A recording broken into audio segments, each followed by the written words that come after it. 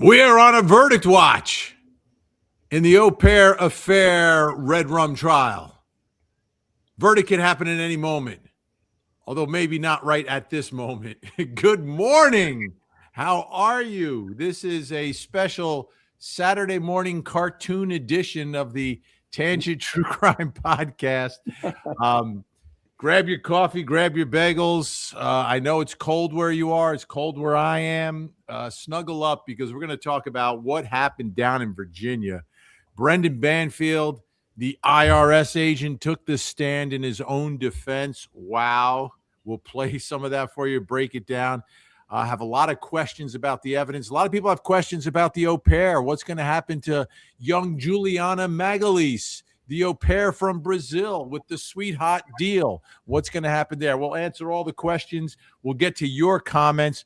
We're on a verdict watch. I'm Vinny Politan, lead anchor for Court TV, along with Albert H. Wunsch III, Esquire. Hola, Tangenistas. And because it's the Saturday morning thing, what's up, Doc?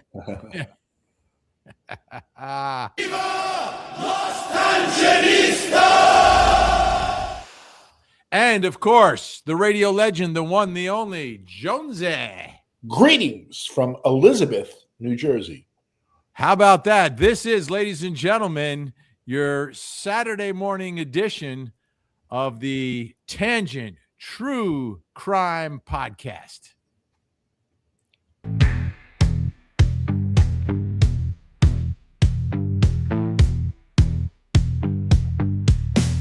Vinny and the Tangent True Crime Podcast. Vinny has the blue eyes, Al cracks the jokes.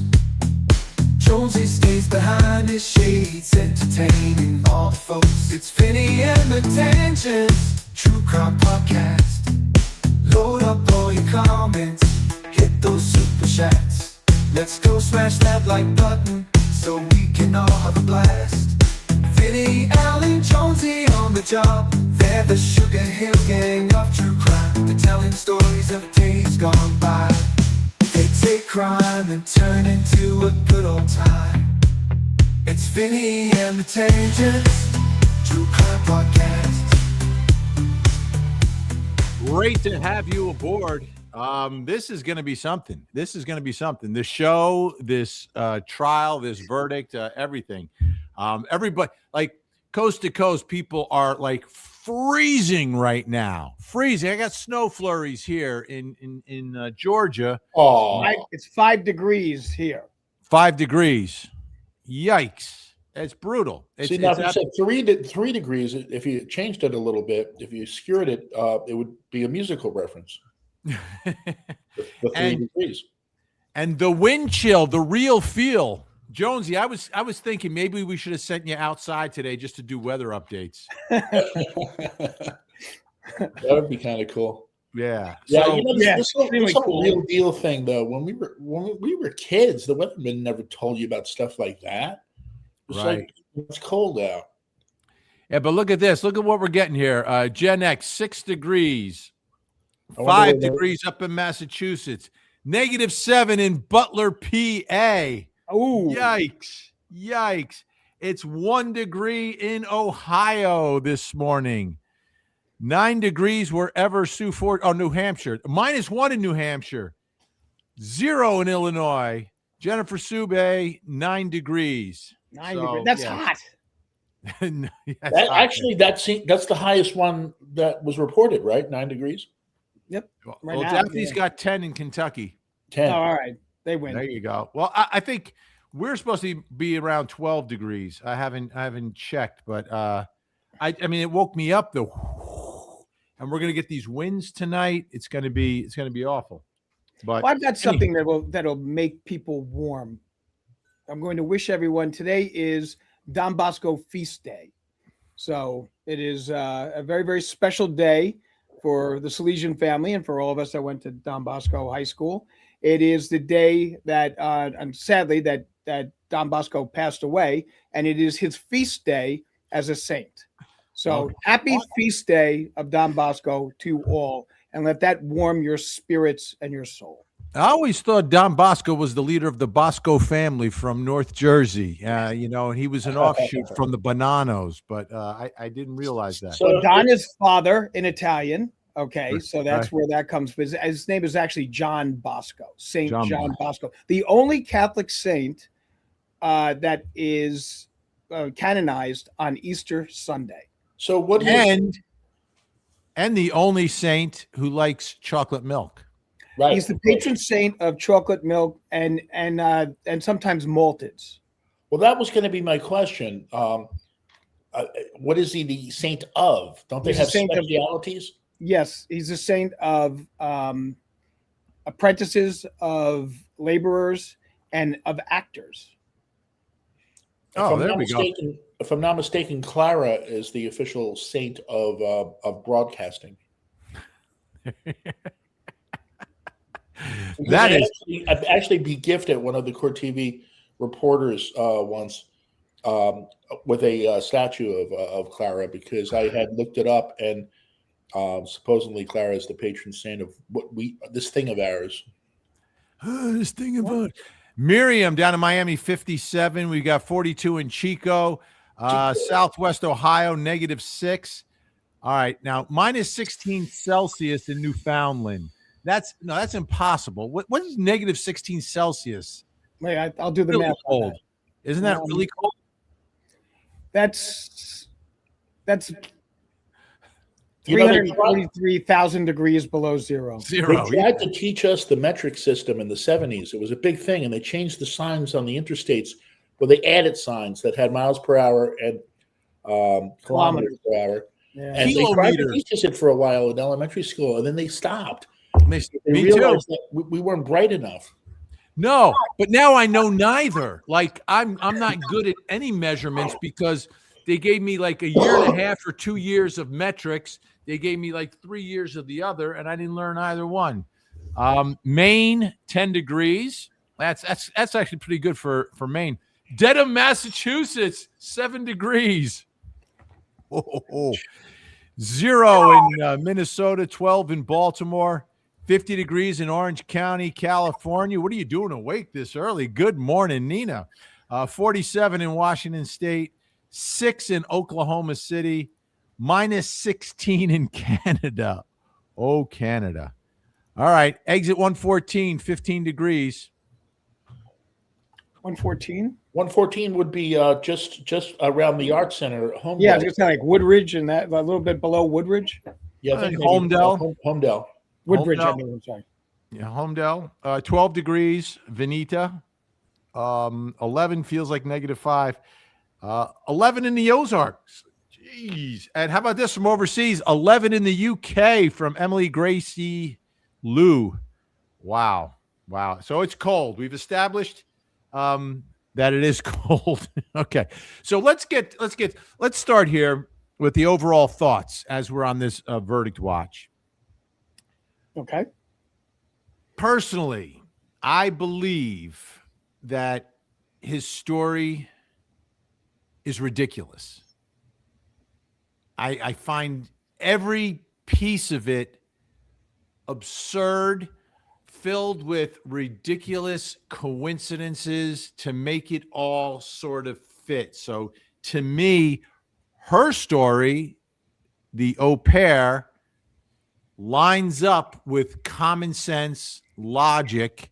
His is like he's trying to squeeze it and contort it so it fits into all the facts that he knows because he's sitting in the courtroom the whole time. Right. Those are my thoughts. The overall thought about it. My thought was that it was a risk that he needed to take to get on the stand, and his big chance to be able to sway the jury was a complete swing and a miss. There was no emotion in him. There was nothing there that led me to believe that this was one of the most traumatic days of his life. And, saying it doesn't necessarily make it that way. Granted, he's an IRS agent, so, I mean, they're not supposed to be the most, emotional of people. But he had an opportunity to sway this jury. He had an opportunity to show why the au pair would have been lying about what happened there, and it just fell flat. It was not well done. It looked heavily scripted. It looked like he was looking at studying just facts down the line, like you said, and just reciting the facts and saying the counterpoint to the facts that were brought out at trial. So he didn't do what he needed to do on this. And I think now, as we all know, whenever there's going to be an appeal or something like that, whenever you take the stand, your chances of getting a new trial become less and less, because they basically go, well, listen, you got to understand, you told the story, this, that, the other thing. You had the chance to explain everything and you didn't do it. So it was a big risk, and I think it's going to be a bust. So but the jury's been out for 3.5 hours. So, what's interesting, on my show, I've been doing this for years, right? Al and other people come on all the time giving their opinions. And it's so funny, Jonesy, the way we talk about it, and like what you just said, like what he needed to do. And what we're really talking about, right, is what he needed to do to fool the jury into thinking that he didn't actually do this, right? That's what we're talking about, right? For the most part, like it's very rare. I mean, let's admit it. It is extremely rare that an innocent person is charged in cases like these that we cover on Court TV. One of the things extremely rare. Not being a lawyer, but having worked at Court TV so many years, through osmosis, I think I learned quite a bit about the courtrooms and such. One of the things that always struck me is I found it to be like the theater, the performance of the prosecutor, the performance of the defense attorney, and in this case, the performance of the accused. What I want to know is, why are IRS agents? Why do they carry guns? Good idea. Well, let me tell you something. Do you know anyone who really likes IRS agents? Yeah. Well, what are you going to do? Like, pull up to Willie Nelson's bus, pull Willie Nelson's bus over, and board it, like brandishing your weapon. That, among other things. Yep. Yeah. I mean, look, what brought down Al Capone? Okay, it was basically the IRS. So it was basically like a Brendan Banfield type. Yeah. It's the guys a little geeky and a lot kinky. Okay. Investigations on that and everything else along those lines. And they are in, in sometimes perilous situations. Should we take a little listen to a piece of his story? Sure. You want to hear a piece of his story, Jonesy? Yeah. I love a good story. I think this guy weaves stories. All right. So we're gonna go into some of his direct examination. And direct, as everyone knows, this is where you get to tell your story. There's no difficult questions. What's coming, and it's really your opportunity to convince the jury that, hey, I'm telling the truth. This is what happened, and you have to believe me. You must believe me. All right, let me find it. There we go. 1 second. Click, click, click. It's in there someplace. I've got it. In terms of, I'm going to fast forward a little bit. But it was So I hear- one, maybe 2 steps into the room, and I didn't go further. I didn't go further at that point. now when you, So now he's describing when he's entering the bedroom for the first time. So there's all the buildup of all the crazy stuff he did down in the basement with the dog, and his daughter's in the house and the au pair's in the house, although he told the au pair to stay in the car, and the gate is up and the dog is going crazy and he spilled his bowl, all this ridiculous stuff that has nothing to do with anything. And now finally he gets to the part of the story where he's getting to the bedroom. said police, what, if anything, did Joe Ryan say to you? Joe Ryan didn't say something until after I told him to drop the knife. Okay. And what was his response? He told me to drop my gun. And at that point, was there, well, let me ask you this. You saw... Here's what I'm picturing at this moment. Like, he's probably watched too many episodes of Kojak, right? Where you knock down the door, you got the bad guy, but the bad guy has your wife and he's got a knife. He's like, drop the gun, otherwise she gets it. Like that's what he's describing. But then you got to have like the, Dirty Harry thing. Go ahead. Make my attention. There, what were you thinking in terms of Joe Ryan with a knife to Christine's neck? I was extremely terrified. I don't know that I've ever been more panicked in my life. And so what were you thinking that you needed to do? I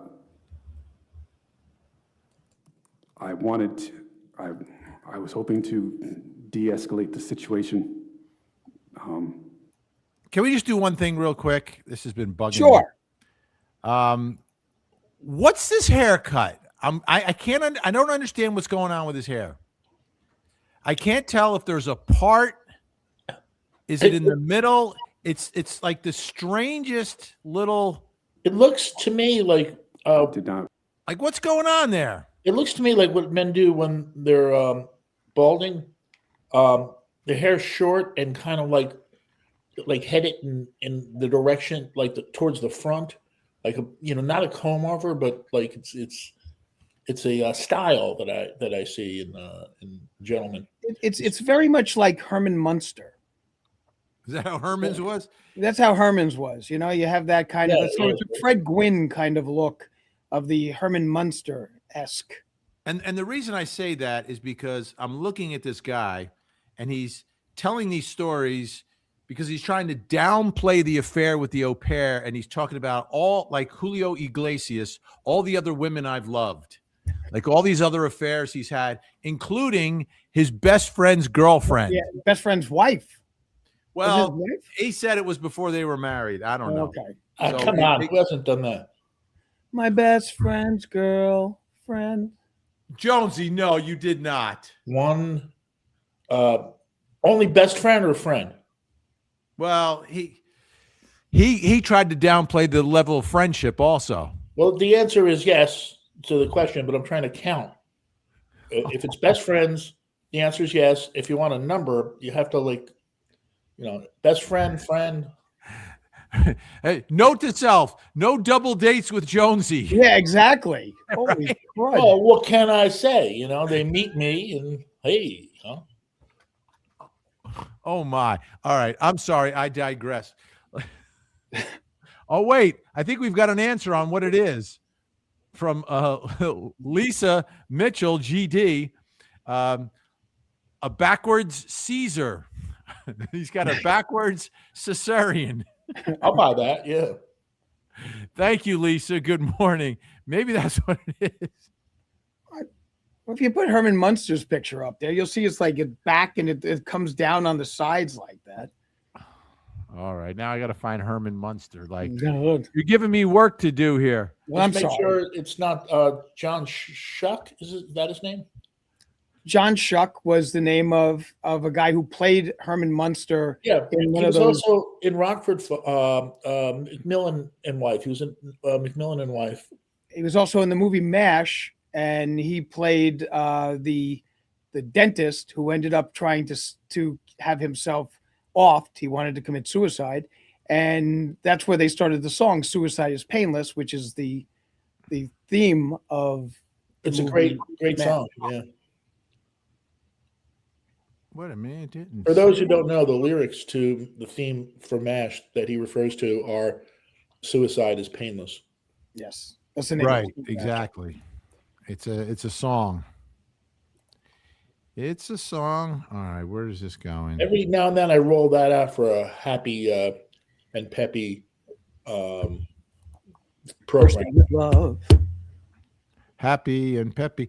All right. Dancing and I'm singing, off on a tangent here, and I lost you guys. There you are. jumping and rolling like a turtle dove. Like a little pup. I thought it was dove. No, it's a pup because Murray goes woof woof like that. All right. I can't get Herman Munster. Let's get back to the testimony. All right.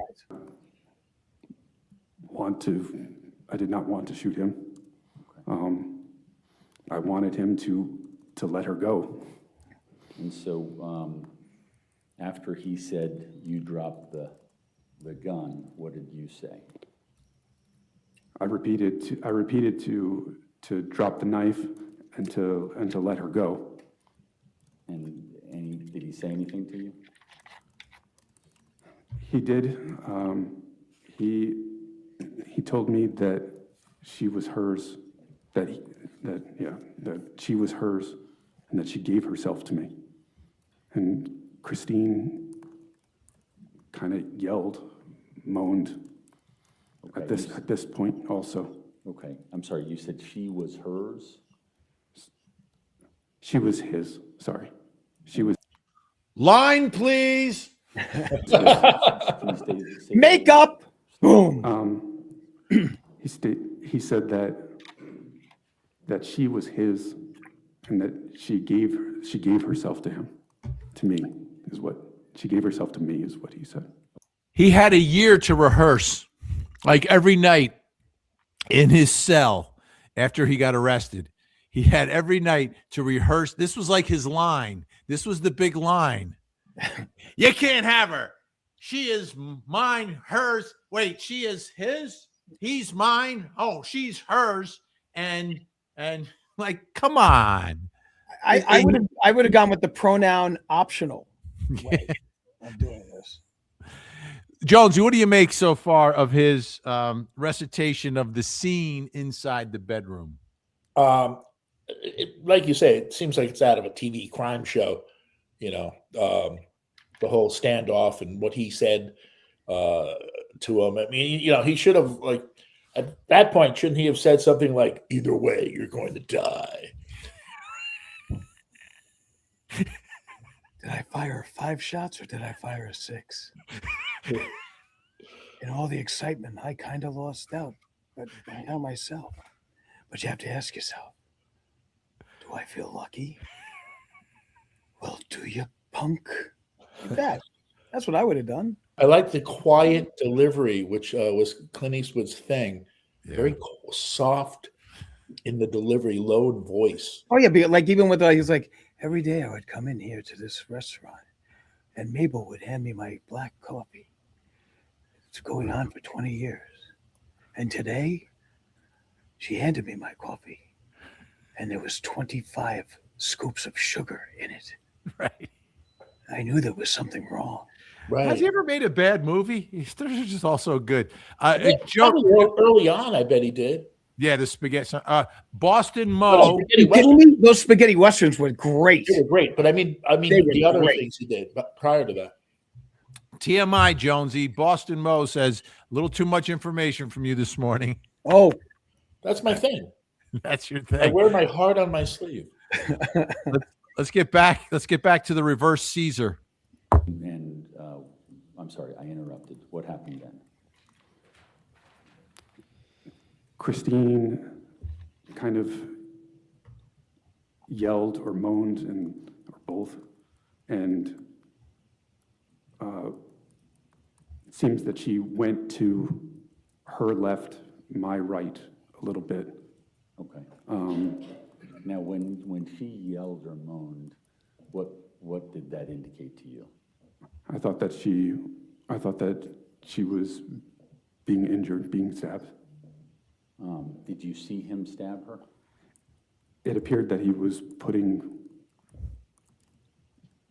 forward movement towards, or it seemed that he was putting forward movement towards with the knife, but I couldn't see Christine's neck or face really at that point. Her hair was in the way. Okay. So if you can, explain for the ladies and gentlemen of the jury why it was you couldn't see Christine's face or her neck. Christine's hair was, I would describe as kind of wild at this point. Not normally it's brushed and straight, or, well, not really. I mean, it's still curly, but, you know. This is something else. So I want to just I'll bring in an image so we can see Christine because because he entered a whole bunch of photos into evidence. Here's one of them. Let's make it larger. Make it larger. So there's the happy couple in the Warrior Dash mud run. There's Christine.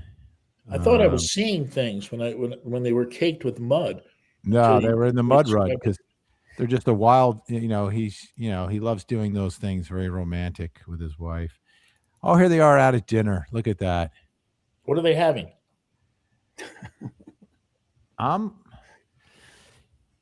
It looks like he's got some sweet potato fries left over there. I will have the bratwurst. She will have the same.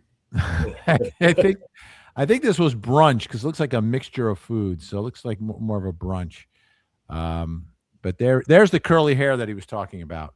So he's saying that her hair is covering her face and her neck, and he doesn't realize what has happened to her. So let's get back to the action. That's no excuse. If it's Go ahead. covering her face and neck, you can still see the knife, and I mean, it seems like that's no excuse. Her hair's not like covering the guy's hand or anything like that. I mean, it's not like she's cousin It, right? Right. That's what he's describing cousin It. Cousin It was cool. Were kept. It was kind of large and frizzy at this point, and I couldn't really see very well. Okay. And when, so I interviewed. He strikes me as being constipated.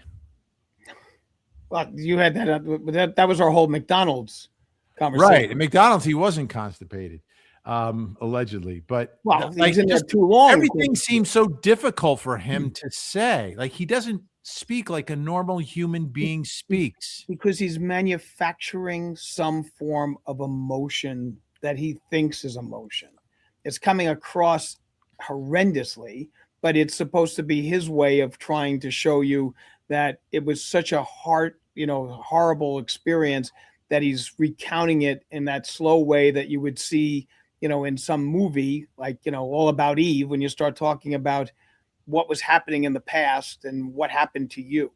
So, I mean, it's a narrative form that is just not coming across very well, because his description of what happened in that incident really doesn't make sense. My body language expert said it's because everything's coming from his frontal lobe. And it's interesting with his haircut that it would be coming from the frontal lobe. Well, he was just wanting to keep that open so everyone could see. Is that the lying part of the brain? Well, it's the part that's like, piecing things together and trying to, like we said, sort of like make everything fit. You're computing, does this make sense? What should I say next? Rather than going back in the moment and just like talking about what you experienced and what happened. It just comes. That's why, you're so uncomfortable watching him being uncomfortable, because he's not going back to a recollection of something that actually happened. He's trying to sort of analyze it, compute it, and massage it just perfectly so it comes out to fit his narrative, his story, his defense. All right, here we go. Interrupted you. So well, go ahead and tell the ladies and gentlemen of the jury what you were following up with. I'm sorry, I don't. So you indicated in your previous answer that you couldn't see whether or not he had stabbed her in the neck or made contact with the neck. Correct. Okay. And that she had made some sort of a sound and pulled away. Yes, so she kind of moved to her left and to my right, but my best guess is that he had a grip on maybe the back of her neck, maybe the back of her hair. I can't see his left hand at this point. And so she did not really go anywhere. So the other thing he keeps switching tenses in his speech patterns, which again makes me uncomfortable. Like he's talking in the past, he's talking in the present. It's like it's strange the way he fluctuates back and forth. Like if you're telling a story about something that happened, you're just gonna.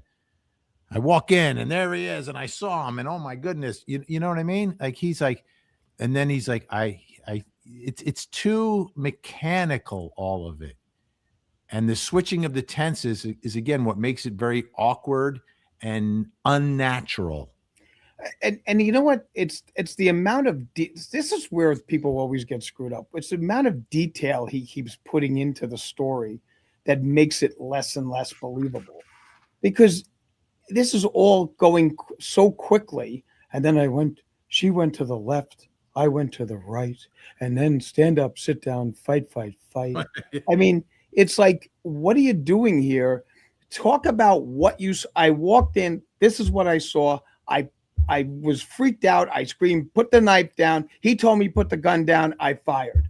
Okay. So you get like that. I think people could relate to, as opposed to, I came in, I opened the door. When I opened the door was just not that far ajar, but it was far enough ajar that you were able to see. There's too much detail. It's like you're directing a film. Exactly. Yeah, that's what he's doing. It's nuts. It's absolutely nuts. Court Dog Daniel. Great photo, by the way. Go ahead and make my day. See you boys in Vegas. Yeah, We'll be there. We'll be staying in Mo Green's suite in Vegas. Michael, you don't push a man like Mo Green around.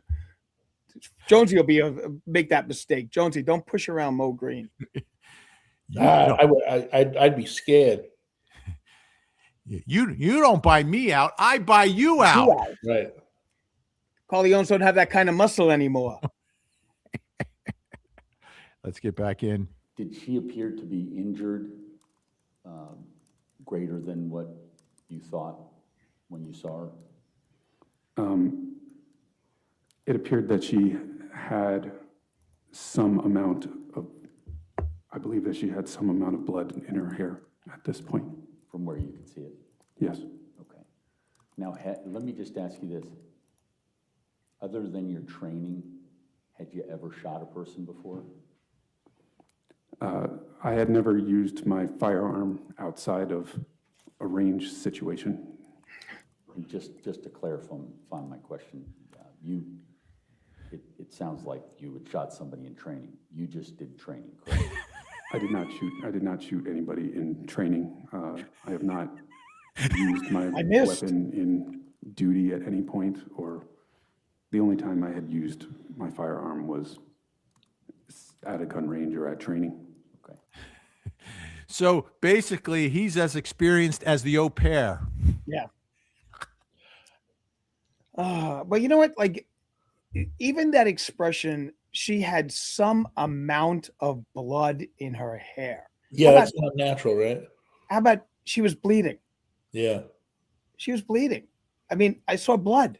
I saw red. Fine, go with that. She had some amount of blood in her hair. I mean, you know, it's like watching Firing Line with William F. Buckley. I noticed that he's playing to a half full house, like when they show the courtroom. Well, there's two sides. Well, there's two sides. It's like this is a big courtroom. This is the Johnny Depp courtroom, right? So, yeah, but what happened to all the people that go to those sort of things just for fun? you walk into the courtroom, and there's an aisle in the middle. And there's two sides to the courtroom, right? Just like a wedding. There's the bride and the groom. Okay, bride side here jam packed. Groom side, I think it's his father and his stepmom and a couple other people. Closing arguments, it was filled up, but nobody wants to sit behind them. That's the problem. They're all squeezed. They're all like jam-packed on the other side that you don't see on TV. I remember when you sent me to Melanie McGuire's trial. Yeah.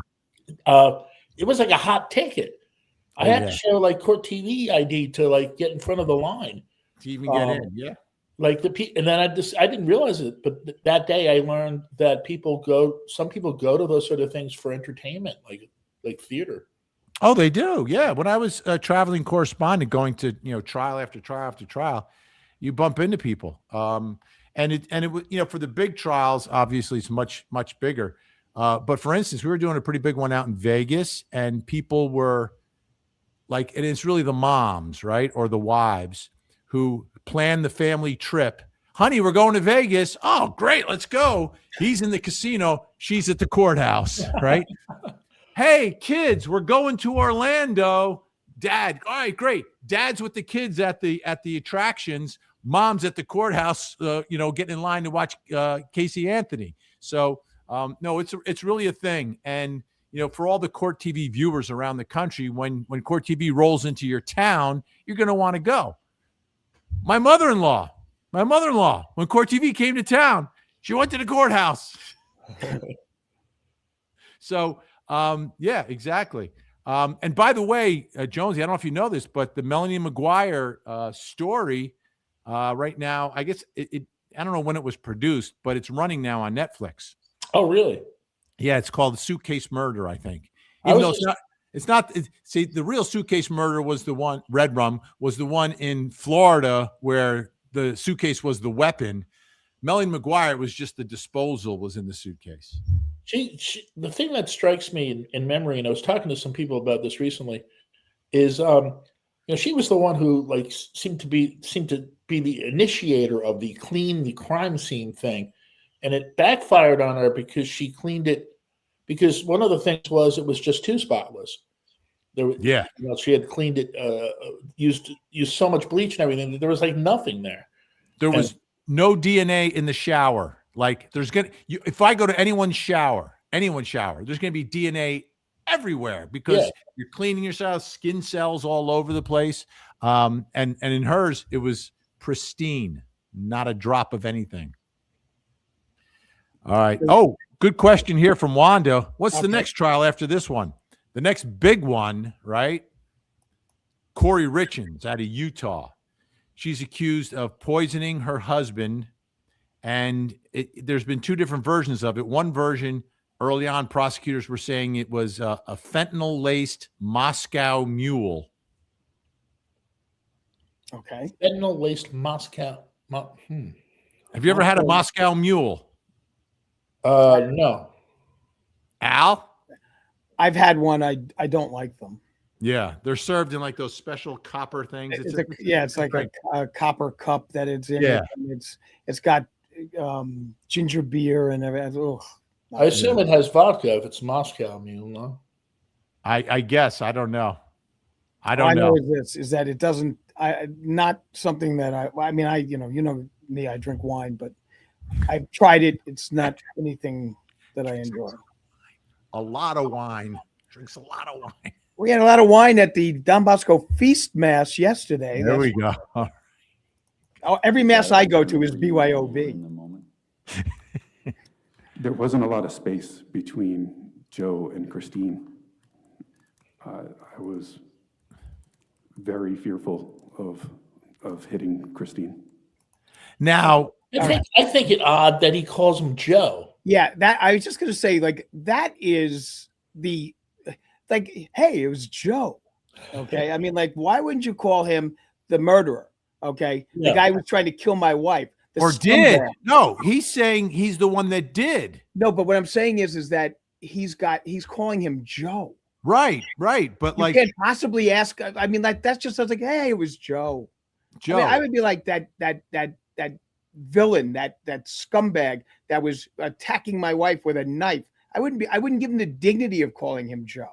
Right. But he does it all through. It's really weird. I know it's very weird. It's And he, unnerving. doesn't- and he calls his wife Christine, does not call his wife by my wife. Yeah. It's Well, weird. that's actually not so bad because that's more personal. People. I mean, I have a thing about people that refer to their wife as my wife. She has a name. Cousin Brucey, the famous DJ, when anybody calls him and mentions their wife, he's like, "Now wait a minute. Your wife has a name now, doesn't she? And what is it?" So I don't think that's that odd. Well, yeah. All right, here we go. Now take my wife. Please. And so what if anything, when the time came, well, were you considering using your firearm?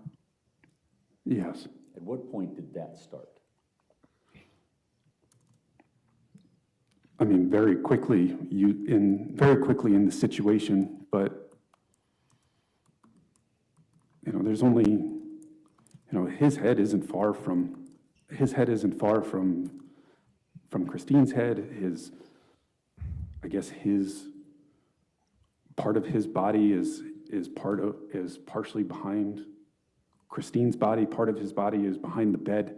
It's a very tight situation. Okay. And so you delayed from your first instinct? Judge, objection is to leading. What, if anything, did you do then? I'll sustain the objection.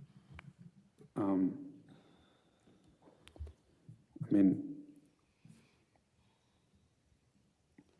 I know that I told him to let her go at least one more time. And Police, let her go now.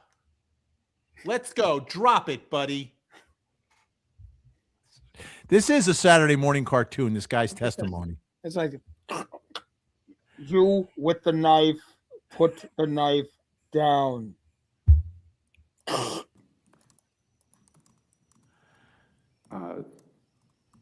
then I know that I told him that he was going to be under arrest. Okay. I missed that at some point he asked for me to leave, and at a different point he asked for himself to leave. Okay. To me, this is huge. Why wouldn't you just let him leave? Well, That saves you, under his story, that saves his wife's life if he just lets the guy with the knife leave. If the guy with the knife says, just let me go, man. No, I can't let you go. I got to arrest you. Like, he's got a knife to your wife's throat, neck, whatever, and you're not letting him just leave when he said he wants to leave? How do you not do that? And why is that part of your story? That's ridiculous. Why would we say that? yeah, It's once again, ridiculous. too much detail that doesn't make any sense. And he didn't use the line that I would have given him this line: unhand her. You cad. Yes. And are you Unhand her. like this one, like, it makes no sense. It makes no sense. Like the perp, right, is giving you an opportunity. Like, I will leave, just let me leave. Let him leave. He then sang, "Please release me, let me go." And then you can go chase him. right. Come Well, you back have here. Well, you have the at this time you would think the au pair would have been calling 911. Okay, and then they would have been sitting in the parking lot or in the driveway, and they would have come out like the Chris Hansen guys and just start walking to the car and then get jumped by the police on the driveway. It happens all the time.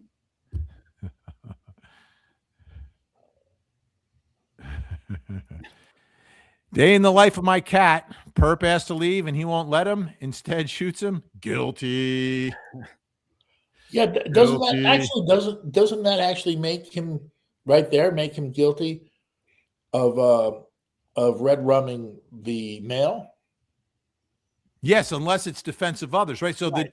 the defense to firing at him is not self-defense, but it's the same theory: self-defense, defense of others. So But if he he's, asked to leave and you wouldn't let him, and then took him out, Generally, guys that are holding knives to your wife's neck are probably not the most trustworthy. I'll go with that. I know.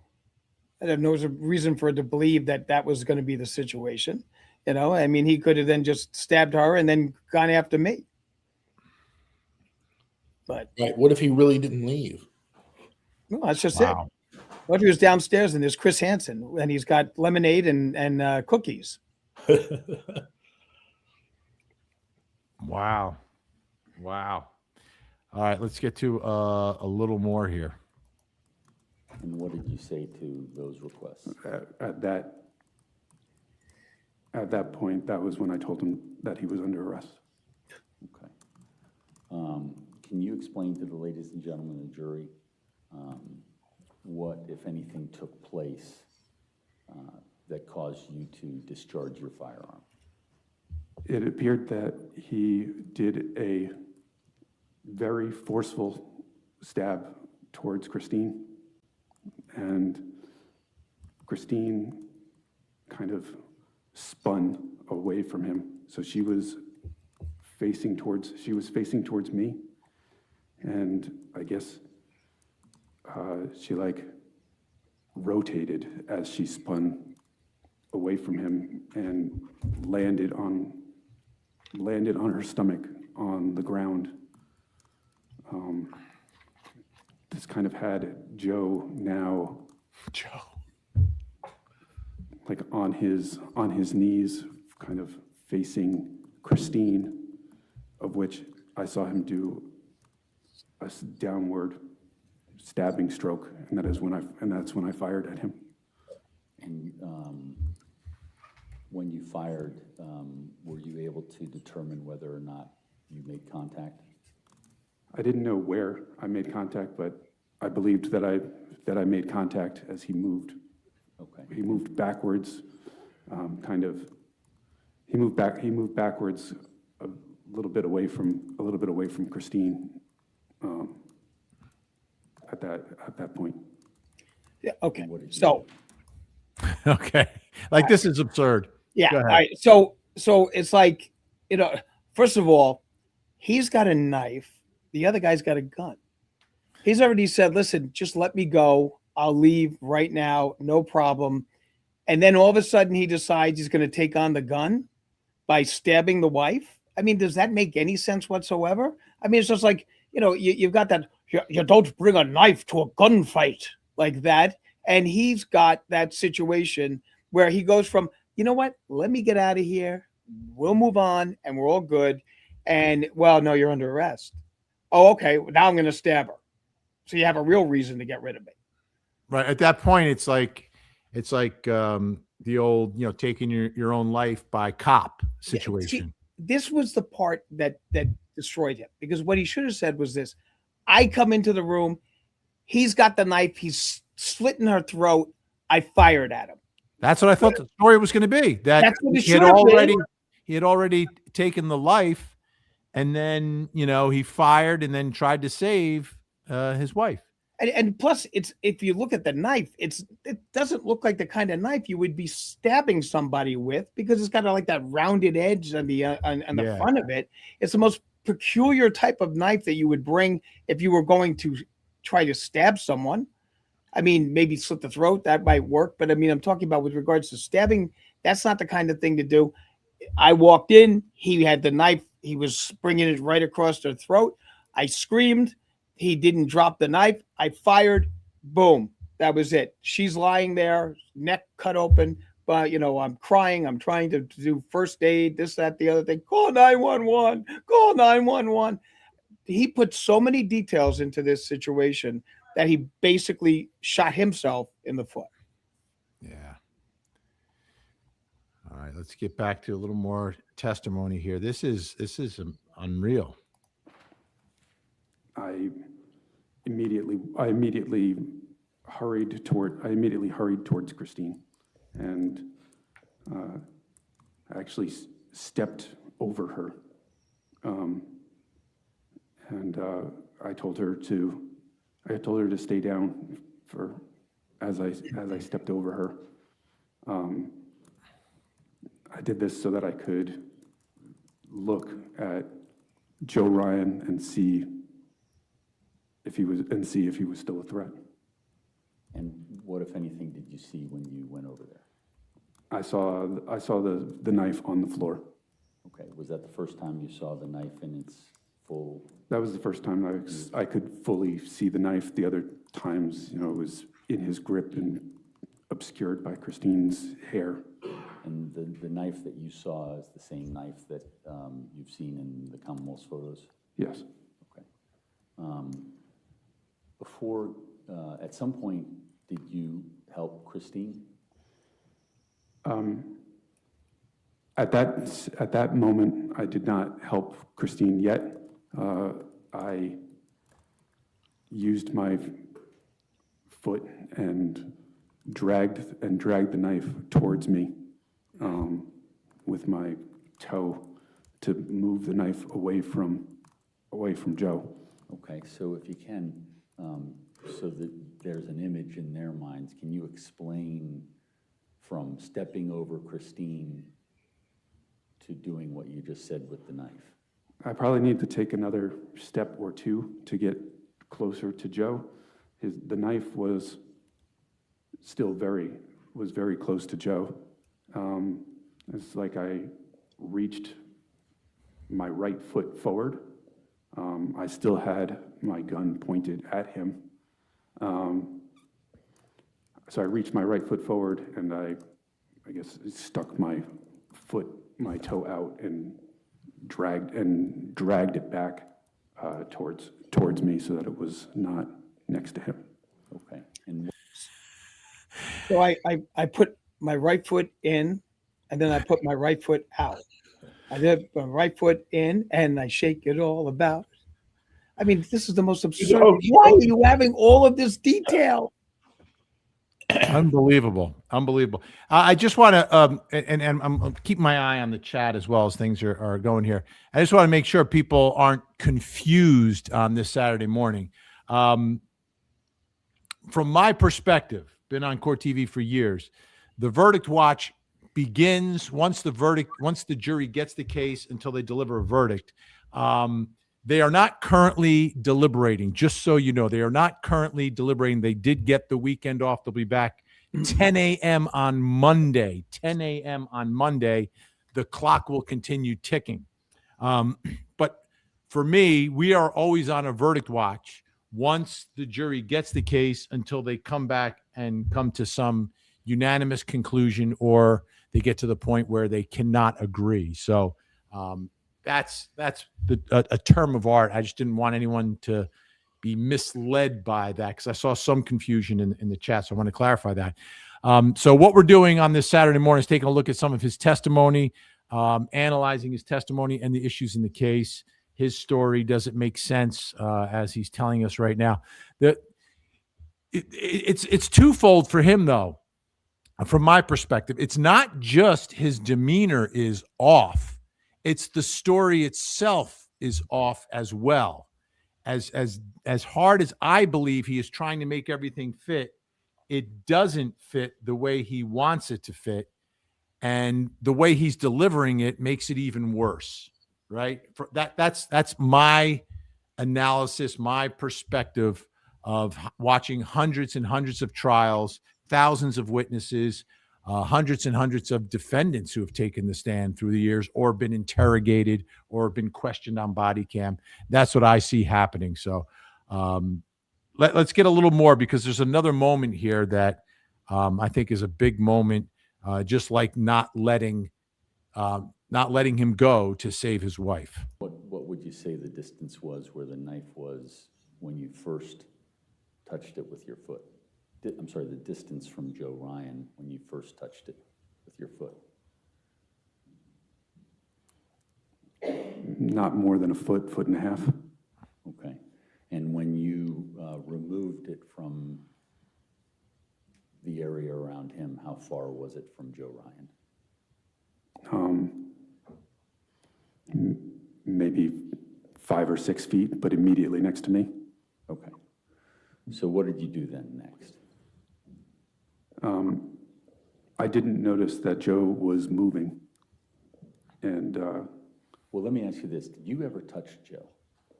I never touched Joe at any point during this encounter. Okay. Okay. Now we're back to Kojak in 1976, right? He comes in, he fires at the perp goes down, but the perp's not dead.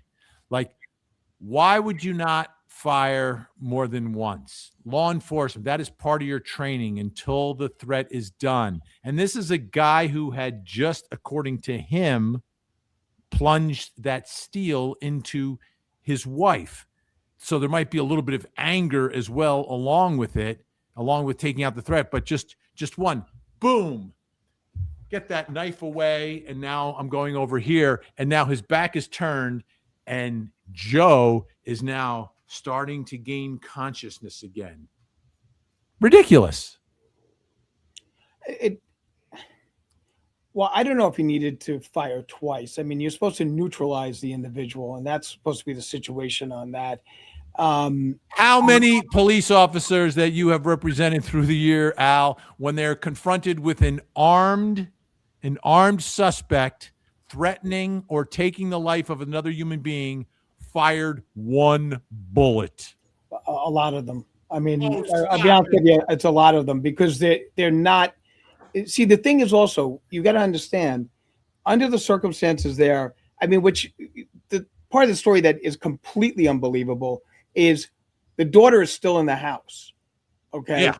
So, you're firing a weapon and, walls aren't that thick. So you miss and that goes through the wall. It could hit the daughter. I mean, it could hit the au pair. I mean, it could hit anyone in the area. I mean, you have, that's part of the story that is so bizarre to me, because the first thing I would have said is to the au pair, get the kid out of the house, call 911, and let's go from there. Even if this was a consensual act between the two of them, his Christine and Joe, okay, the police show up, it's some embarrassment, but whatever. You get the daughter out of the house. You're supposed to fire to neutralize the individual. Doesn't necessarily have to be, I mean, you're supposed to shoot to kill, but to then fire when the guy is on the ground, we have enough of that going on in Minneapolis. The initial is just boom. Right. That's it. It's not boom, boom, boom. Like every case I've covered with police firing weapons, it's always more than once. But the thing is this, though. The thing is that the knife is now no longer near him. What's he going to do? I still have the gun. So, I mean, if he gets up, it's not that big of a deal. It'd be different if he still had the knife in his hand, or he had access to it. He's already said he's moved it away, so he doesn't have access to the knife, and therefore he's now attending, his wife's situation. But the guy then starts to move, okay, and then that's when the au pair comes in after she gets the little combination on the lock and goes in, and the gun's safe, and then fires. Well, here's the situation. We all seem to be in agreement that it's like the way he describes it's like a TV detective show or something like that. So every TV detective show he's ever seen where there is a shooting, when the detective enters gets close to the perp, he kicks the gun away. Mm-hmm. So And that's what they're trained to do that. right, Take but away they the do it a threat. lot on TV. But I mean, it was a knife. He pushed the knife out of the way With his big toe. with his big toe. His big toe. Big toe. And when you moved the knife, what happened next? I turned around and faced Christine, and I kneeled down next to her. Okay. And what was her position at the time that you kneeled down next to her? At that point, she was on her stomach. She was kind of writhing back and forth, kind of rolling back and forth. And I guess at some point, pretty quickly, she rolled over onto her back. Was that with your assistance? At that point, she was doing that on herself. I don't think that I helped her roll onto her back. Okay. What, if anything, were you doing to assist her at that point? So She was holding her neck. She told me that she couldn't see. And I asked her to let me see, indicating that her hand was indicating that her hand was covering her neck. And she very shakily removed her hand from her neck, and I could see the wound on the right side of her neck. Okay. And what, if anything, did you do at that point? She told me to put my hand there, and she had put her hand back on her neck, and then I put my left hand on top of her hand, but she pulled. Now he's describing the movie Ghost. What do you gentlemen make? What do you think is going through the head of his attorney as this interaction's going on? There was a question that was asked. Do you think that the attorney encouraged him to take the stand? Okay, I can tell you that in my career, 2 people have taken the stand. One I put in front of a grand jury, okay, because I was so confident with regards to my case and the fact that I thought that the individual that had brought the charges was lying. And then the other one, I begged not to go on the stand. And even the judge begged him not to go on the stand. And he ended up screwing up his entire case. You generally don't put people in a position where you encourage them. You ask them, okay? But this guy looks to me like he was just waiting to get this opportunity to be up there. That he wanted to be able to get his story out. He wanted to be able to show that he's smarter than the au pair, and that he's going to have this jury eating out of his hand. So I don't think that the attorney, you never want to encourage unless you have 100% certainty that this person is going to do what needs to be done in this case. And that wouldn't have been here. But you're between a rock and a hard place because he has the right to testify. Right. And it's ultimately his decision, right? He has to. Yeah, absolutely. He makes the decision. And he has to, because if he doesn't, then there are serious problems. By the way, ladies and gentlemen, Ladies and gentlemen, we present the 2020 Sex Tanjanista of the Year. Of the Year, Tanjanista of the Year.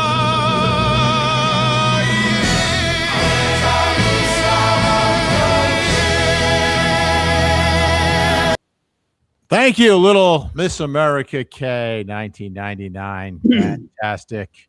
Our Tanjanista of the Year. Okay, let's get back to the action.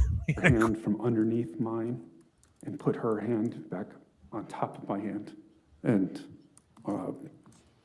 put pressure on my hand, I think indicating that she wanted more pressure on the wound.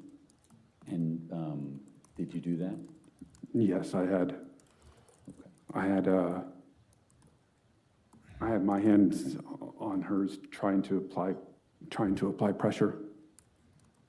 And she was helping you? Yes. And so at that point, had you asked Juliana to call 911? At that point, I noticed that Juliana was in the room. And I told Juliana to both call 911, and I told her to watch him, meaning indicating to Joe. So the position that you were in when you were attending to Christine. So now all of a sudden she's like Robin and he's Batman. She's Robin, right? Keep an eye on the perp while I take care of, like, what is that? What is that? I've got the au pair keeping an eye on the perp. Like, what's going on here? I've got you under total surveillance. This is absurd. At what point do they call 911? As soon as she found out what the number was. No. Well, this is what happened. The au pair testified that when they got into the room, the au pair, Christine tells the au pair, call 911. So she does. She called 411 for information on what the number was for 911. No. She calls 911, and then Brendan goes like this to her, and she hangs up. And 911 calls her back. And she hangs up. And then 13 minutes later, 911 is called. Yep. A little suspicious, maybe? A little suspicious? I'd say that would raise the serious questions in my mind. Some questions of credibility there? There, Nami. That is like that 911 timeline has bothered me from the beginning. Emma Louise Tiny Living with a super sticker. Thank you, Emma Louise Tiny Living. Do we think she lives in a tiny house? Have you seen these tiny homes? Yes, I have. Jonesy, could you live in a tiny house? I can sit around a tiny house. I don't think I'm built for tiny. And when Jonesy sits around a tiny house, That's he the window. sits Around. a tiny. Right. Those tiny homes are very interesting, and I'm wondering if Emma Louise lives in one. She may. I did once try to purchase a trailer in a mobile home park, or a trailer park on the Jersey Double Shore. wide. Actually, no. Was it double? Yes, it was double wide. And it was like right across from Sandy Hook. The ocean's there, the Navesink River, the bay, and it was like pretty cheap. And I intended to purchase it and just using it as a summer place because the summer rentals were so expensive. But the park exercised its first right of purchase because they wanted to turn it into like townhouses and stuff. So it fell through, and that's how I ended up in Asbury Park because I had already had my mind set on getting a shore place. Hannah Beth, M3T, I'm eating eggs, sausage, toast, and sipping my coffee watching you. And that's a full breakfast. That sounds delightful. All the food groups are well represented. Yeah. Eggs are back, baby. Eggs are back. Now, Eggs went away? Well, They're there was a while people were trying to tell us that eggs were bad for us for a few decades. Yeah. Yeah. My grandfather had eggs every day. He loved his eggs. He had a nice full life. All right. Let's get back to the action here. Where was it in relation to Joe at the last time you saw him? Joe was behind me. I wasn't facing Joe. I was kneeling down with Christine in front of me. I guess my body orientation would be towards the master bathroom. My body orient. I've never put those words together before. My body orientation. The only thing missing is him going, and then she said to me, "This is all my fault. You're not What to if- what blame things- for any of this. I'm sorry. I'm sorry." Anything And happened that would have there? been it. That's what Well, he let's needed. listen. Juliana she looked like she was stunned, but after I told her to call 911 and watch him, she seemed to dart forward and went into the master bathroom. Okay. And did you ask her to do that? No. Do you know what she was doing? I mean, I know what she was doing now, but I don't know. I don't think I was thinking about what she was doing at that second. That's what I'm asking, is what was she, did you know what she was doing at that time? I don't think that's what I was thinking about Okay. I don't think I was thinking about what she was doing at that time. Now, what happened next?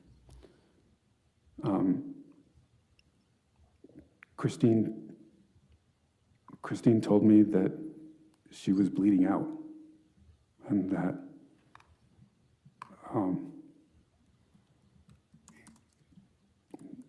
she was sorry and that she loved me. And what did you tell her?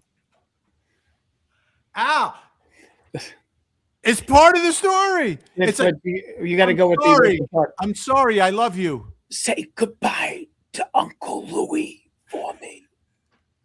This is so preposterous. This poor woman was, Whose throat's been In split. in my humble opinion, was this is what happened to her, and this is why this is like she is essayed by a stranger who comes into her house that she was not expecting. Her husband comes in the midst of her being essayed by this man. She believes she is saved. The au pair is there for some reason, and she tells the au pair to call 911.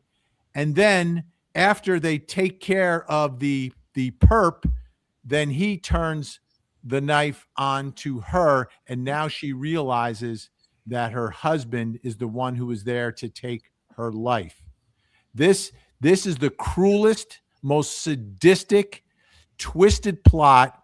I don't know. I think it's the most twisted plot involving a spousal red rum that I've covered in my career at Court TV. I can't think of anything more sadistic in the way that was done, because he arranged it, if you believe the prosecution, which I do. He arranged it to have his wife essayed, then believe she was saved, and then knowingly being red rummed by her own husband. That is sick. That is just sicko stuff. I guess we'll listen to more of him.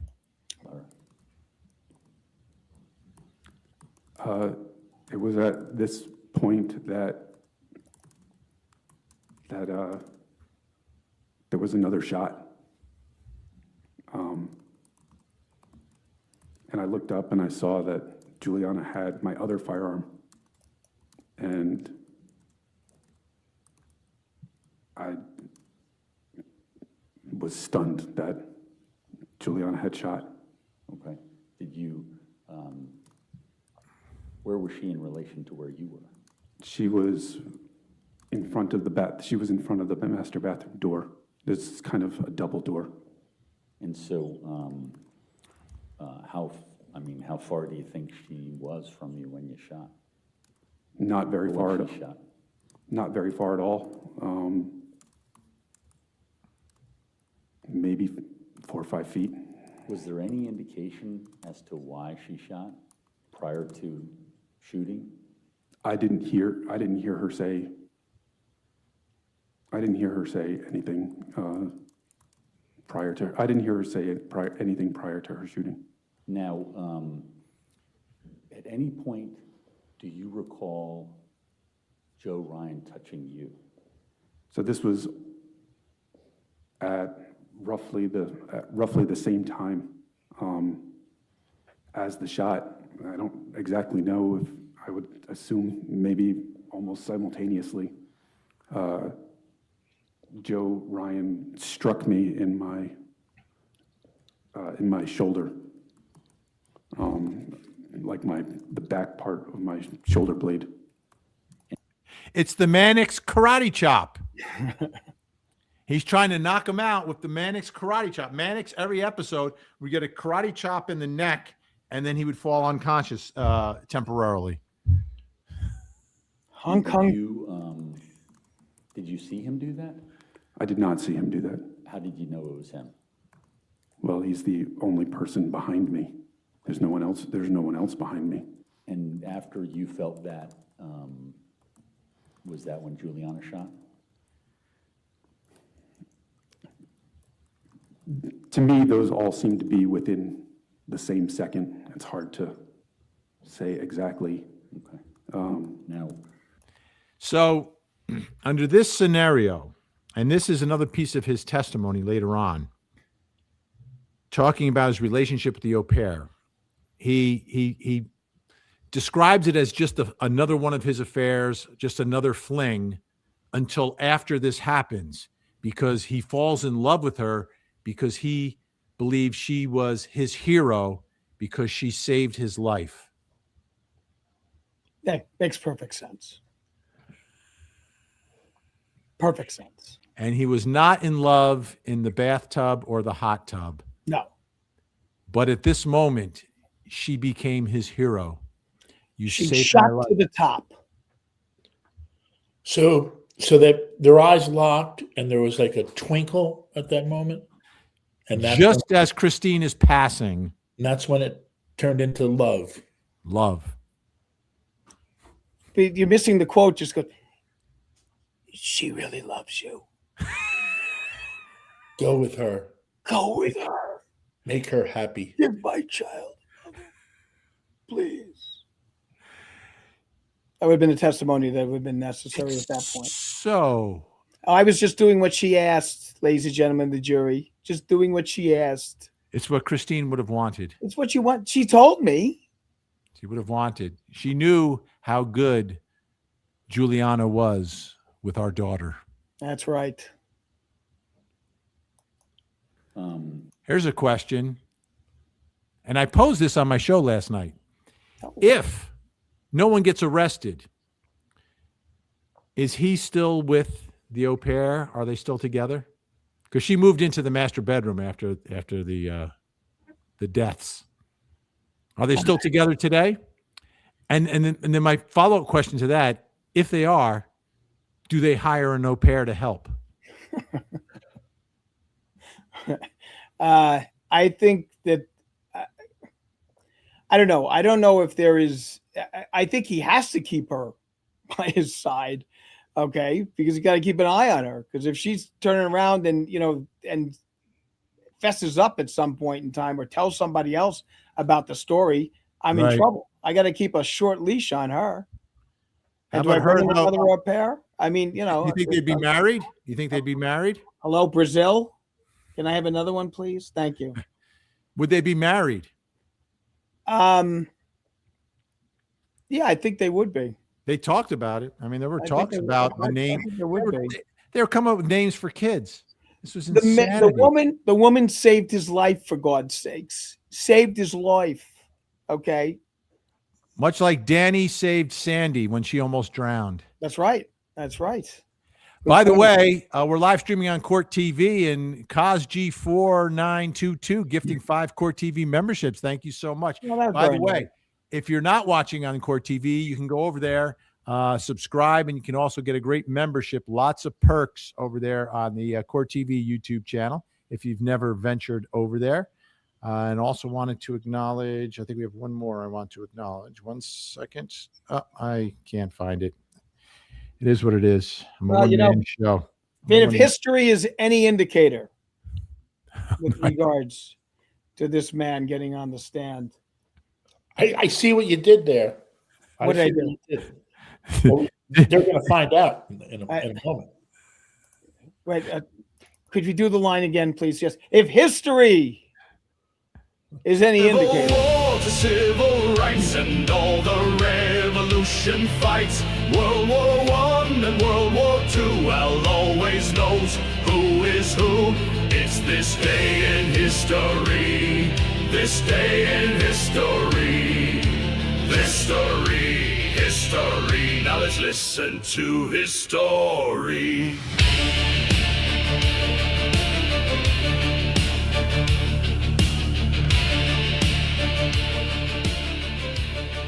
All right, folks, today is January 31st. As I said, it is the Feast of Don Bosco. And in the Rev War history timeline, this was the first continental encampment in Morristown for the winter of 1777. So it was the first time that Washington got his troops there for the purposes. Back in those days, they didn't fight during the winter. Very interesting. So there was no war going on during the winter. And so they were encamped in Morristown, New Jersey from this period until, believe it or not, May of 1778.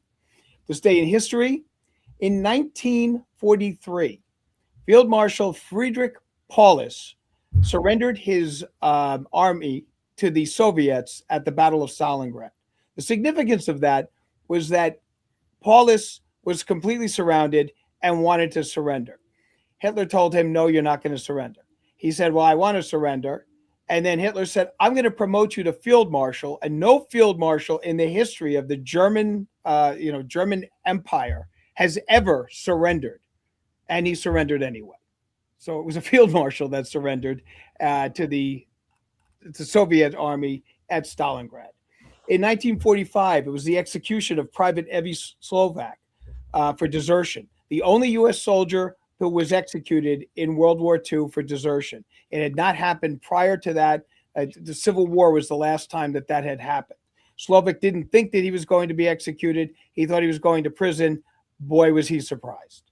1961, NASA launched Ham the chimp into space. Okay? Ham, that was the name of the chimp, Ham. And then in 1968, in the Vietnam War, the Tet Offensive began with the Viet Cong forces attacking the U.S. Embassy in Saigon. In true crime history, on this day in 1970, the Grateful Dead get busted on Bourbon Street in New Orleans, which becomes the basis of one of their most famous songs called Truckin', which talks about the fact that, it's like busted down on Bourbon Street, set up like a bowling pin, knocked down, gets to wearing thin. They just won't let you sleep. Their hotel was raided. They came in with warrants and they arrested the entire band. They put the band out on Bourbon Street and they had them stand there with all handcuffed to each other so that the people could take pictures of these hippies that were pulled over and arrested in New Orleans because they didn't want that Haight-Ashbury to show up in New Orleans. The sad part about all of this, that song was actually sung by Bob Weir, who just recently passed. Bob didn't write the song, but he was the only one that could do the lyrics as quickly as they needed to be done in that song. But that song is completely autobiographical. I didn't know that. That's a great fact. Thank you. And the other interesting thing is that the Grateful Dead stayed in a hotel that the week before the Jefferson Airplane had been in, and they got busted. So they warned them and said, listen, don't have any drugs in the room. The cops are waiting for you. Eventually, all the charges were dismissed against the Grateful Dead, and they were all also dismissed against the Jefferson Airplane.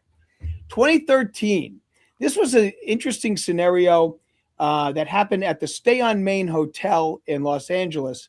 Alyssa Lamb, a 21-year-old girl from Canada, young lady from Canada, was last seen alive on this day, January 31st in 2013.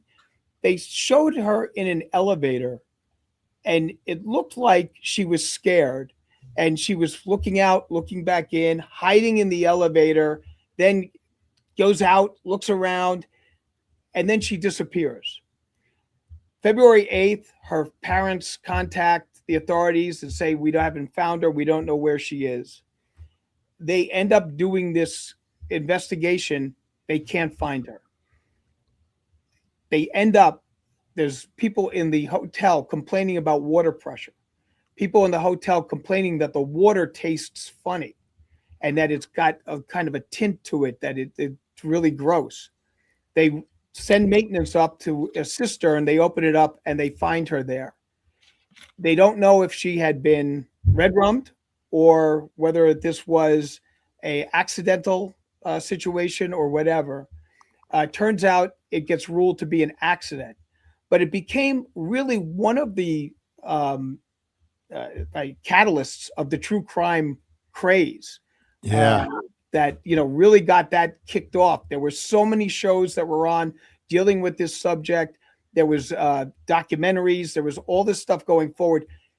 And then the interesting thing was that this Stay on Main hotel was originally called the Cecil Hotel, which was built in 1924. And since 1927 had 16 violent incidents, usually suicides, occurring in that hotel, with the last being actually in 2015, 2 years after this incident. So it was a very interesting scenario that brought a lot of people into what genre we now call true crime. So that is on this Hotel's clearly haunted. Yeah. I mean, By the way, Lisa Mitchell, GD, got pulled over yesterday with Jerry Garcia smiling mugshot bumper sticker on my car. Cop asked me, who's the mugshot of? Thank you, Lisa.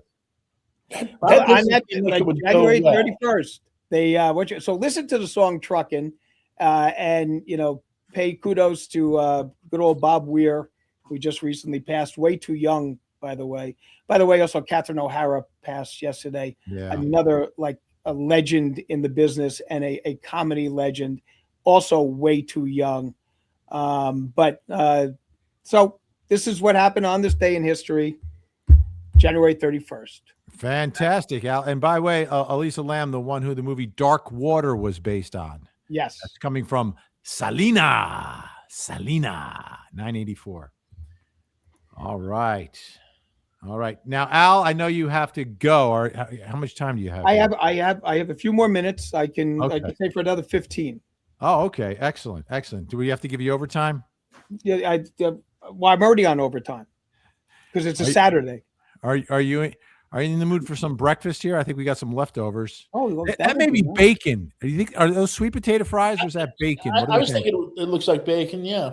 Yeah, bacon. I think she's got some French toast. Nice. Yeah. Look at that. She's if he's anything like the person he is on the witness stand, I don't know how Christine or anyone could spend 5 minutes with him alone. Well, and he seems to have a nice little bevy of affairs going on too. Yeah. Here we go. When you were, so you were tending to Christine prior to Juliana shooting, correct? Yes. Were you able to maintain whatever it was you were doing for Christine? I don't know exactly why, but my reaction to being hit and Juliana shooting was to stand up. And I stood up and turned around and looked at Joe. Okay. Joe was then further back, closer to the wall, and partially on the dog bed. Now, did you? All right. What I want to do before we run out of time here, I'm going to bring in some of the cross-examination. I've got a little piece of the cross-examination. Let me grab that. Vin, I was going to say that some of the comments that have been coming in talked about the fact that they thought that the prosecution didn't do a long enough cross-examination of him, and that they felt that it was a little short, and that they didn't really hit on all the things that they thought needed to be hit upon with regards to the cross. So let's look at some of the cross, and then I'll make a comment about that. It was a much quicker than I expected. She's a really good prosecutor. She knows her jury, so maybe she's got the vibe. But I'm telling you, if it was Juan Martinez doing this cross-examination, we would not be on a verdict watch. We would still be on cross-examination on Monday. By the way, the jury comes back 10 a.m. on Monday. And one thing you have to know, folks, the verdict can come at any moment. So you want to be ready, whether you've got your Court TV app with you or if you are watching online or watching on television, because it can literally happen any moment. And I will say this, just while we're speaking about that. The trial was 9 days long. I have a theorem on what an average deliberation is for every trial, and it's based upon the length of the testimony in the case, the amount of days or hours spent delivering evidence to the jury. In this case, it was 9 days of testimony and evidence that the jury had, about 9 days. So I would say 9 hours is sort of the benchmark, right?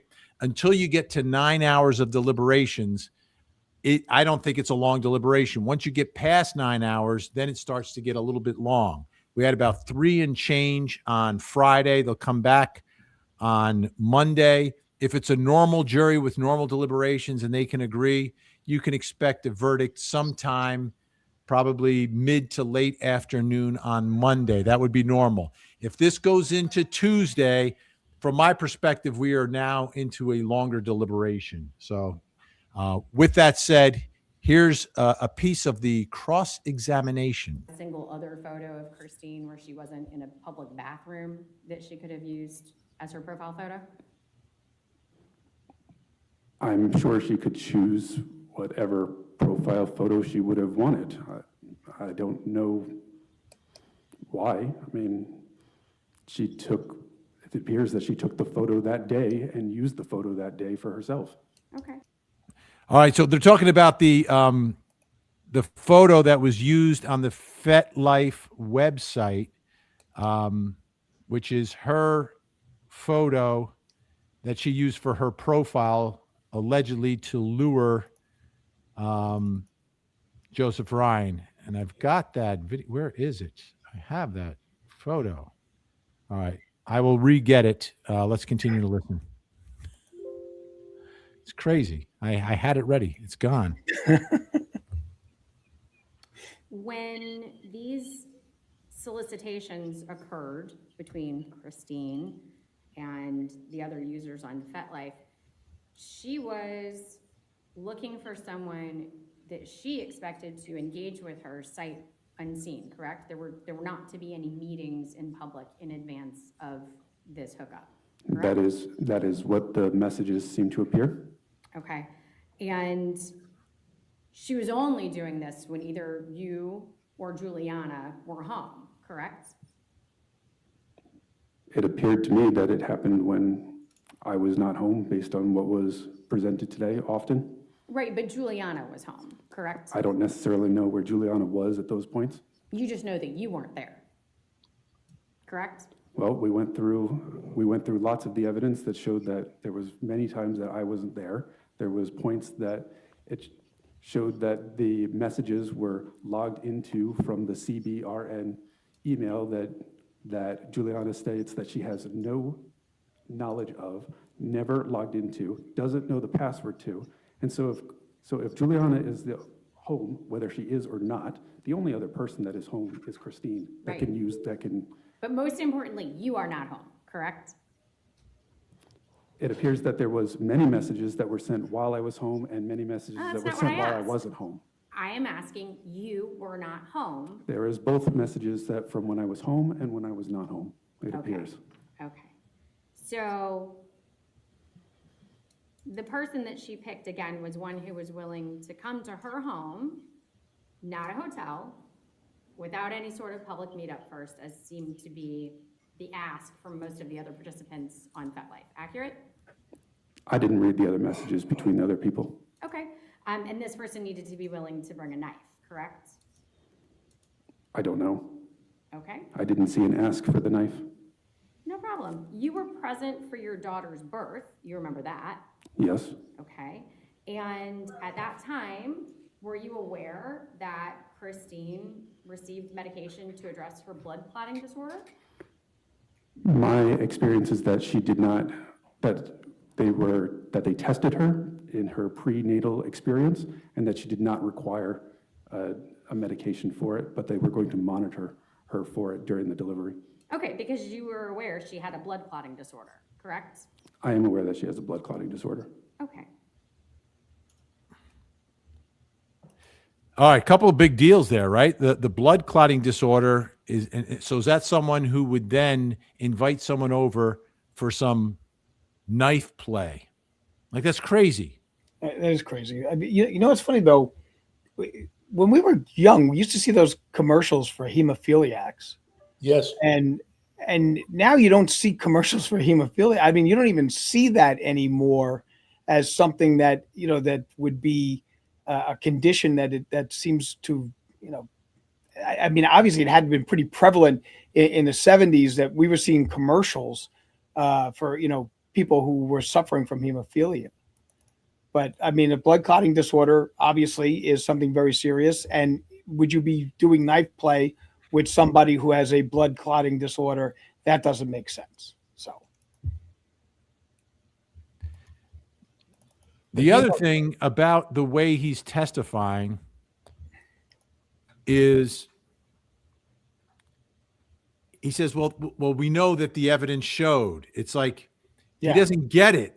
Like he's computing the evidence in the case and the story I'm telling, and I'm laying out the facts that help me. That's all part of my plan. Like it's almost as if he's telling the jury, well, under my plan, I made sure that it looks like I'm not home when this is happening, so it couldn't be me. Like the way he's saying it, instead of just saying I wasn't home. I thought it really, the I evidence thought it showed. really- We know that the record showed, and we heard this. Like it's weird. I thought it really odd that he cited like evidence and stuff like that. Like, as though it almost seemed like an exchange with a politician, like being questioned before Congress or something like that. Like, he's just like he's not directly answering the question. He's just like laying out like things that work for him. Exactly. And I think Al made the best point early on, which was like there is nothing like this was the worst possible day in your life. Like, could there be a worse day? And there's nothing. There's nothing. He's not showing me anything that this was like this shocking, unexpected, traumatic event. Nothing. Or emotional loss for the woman that he loved, the mother of his child. There's none of that. Everything reads like what prosecutors are arguing here, is that he's cold-blooded, sociopathic, conniving, cheating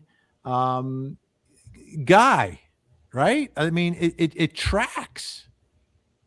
And then you also look at it from the standpoint of that this woman is inviting a stranger into her home who she's never met before, and her daughter is there. Okay, that doesn't make any sense. Doesn't make any sense. And the timing had to be just perfect. Like they had to leave for the zoo just at the right time. Here's the list of coincidences and that happened. In order for this whole scenario to play out in the bedroom, one, Brendan on his way to work has to stop at McDonald's just 6 minutes away, circle around and have trouble with his app, then get his order in, but then suddenly get hit with the urge to have to go to the men's room, then goes into the men's room, finishes doing just as he's finishing what he's doing in the bathroom for 7.5 minutes. That is just the moment that the au pair, who just happened to forget the lunch bags for the zoo, returned home and saw someone walking into the house in a strange car in the driveway, and saw someone going to the house, but was so taken by it that he had to call Brendan about it because she was so surprised. Like it couldn't have been like a friend. It couldn't have been a repairman, the cable guy or whatever. No, it had to be suspicious enough that she would call Brendan, and Brendan just gets the call just as he's finishing in the bathroom and gets right into his car.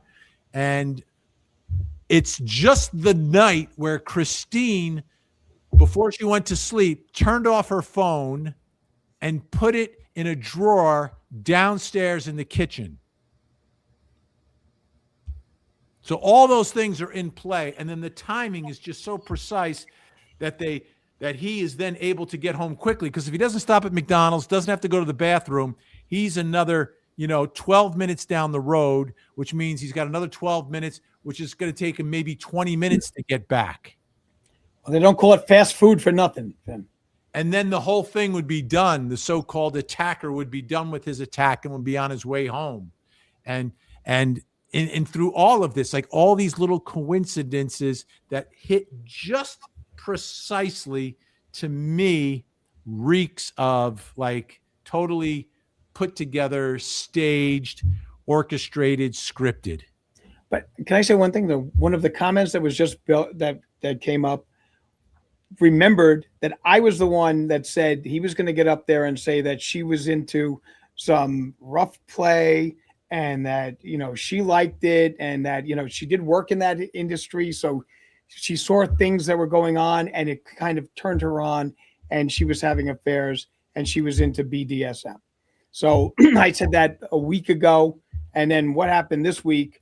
That's exactly what he got up there and started talking about. He went next level on Christine. He said that Christine would bring home some of those files for like personal enjoyment, the essay files, because she's an essay nurse.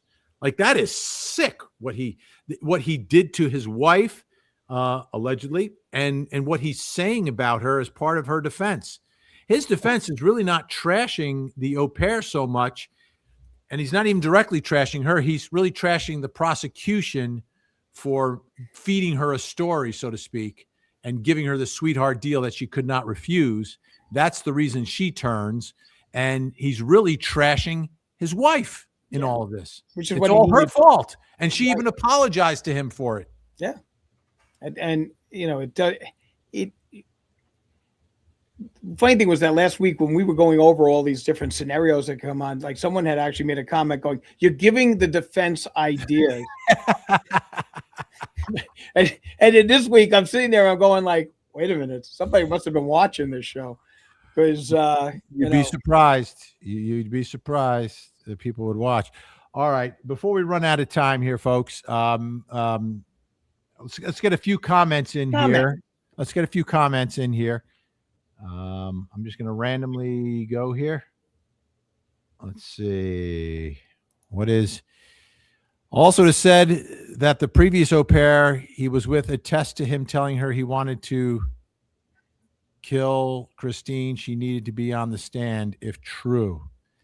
It is said, right? If they had that testimony, I think prosecutors would have brought that in and it would have been admissible. Oh, can I just mention about why I think her cross-examination was as short as it was? You don't want to give him the opportunity to re-explain some things. She heard him give testimony that is absolutely incredulous. So when you've got something that obvious, the last thing you want to do is then have him go, well, no, that's not what I meant. What I meant was this. So that he gets that opportunity to kind of get a rebite on it. And it also gives the defense counsel the opportunity to have him on redirect go over those points. So you got him dead to rights on stupid, comments. That is what your closing is going to be. That is what you're going to be bringing up when you do your closing. Does this make sense? This makes sense. This makes sense. Don't give him the opportunity to correct. One of the hardest things you can do in law is learn the right number of questions, because sometimes you can out question yourself by putting out too many different things and giving him too many, or giving the witness too many opportunities to get out of it. They said something stupid.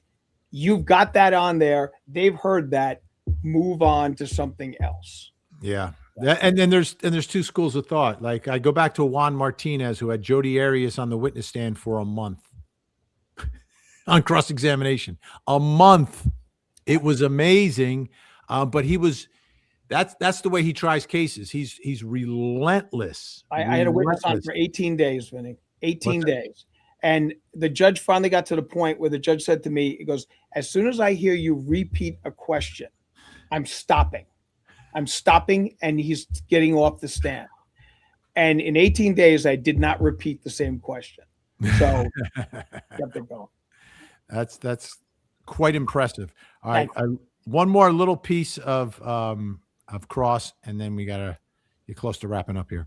When you set this whole thing up, I didn't set this whole thing up. I'm sorry, when Christine set this whole thing up, it was scheduled to occur minutes after her family was leaving the house at 7 a.m.-ish, correct? I don't know what time her family was leaving the house.